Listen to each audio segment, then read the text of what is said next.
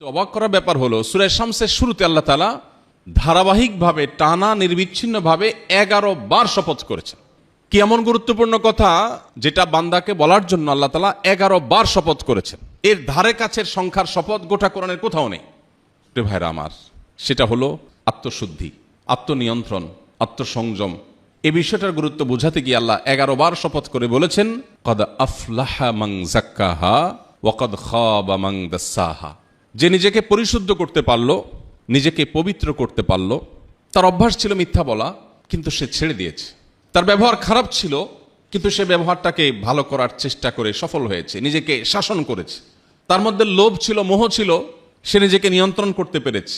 তার বদভ্যাস ছিল মোবাইলে হারাম জিনিস দেখা, সে সেখান থেকে বেরিয়ে এসেছে। তার বদভ্যাস ছিল হারাম জিনিস শোনা, সে সেখান থেকে সরে এসেছে, ট্র্যাক চেঞ্জ করেছে, জাহান্নামমুখী পথ থেকে জান্নাতমুখী পথে এসেছে। কদ আফলাহা মান যাক্কাহা। যে পরিবর্তন করতে পারলো নিজেকে, পরিশুদ্ধ করতে পারলো নিজেকে, নিয়ন্ত্রণ করতে পারলো নিজেকে, সংযম করতে পারলো নিজেকে, আল্লাহ বলছেন 11 বার শপথ করে বলেছেন, এই ব্যক্তি সফল হয়ে গেল।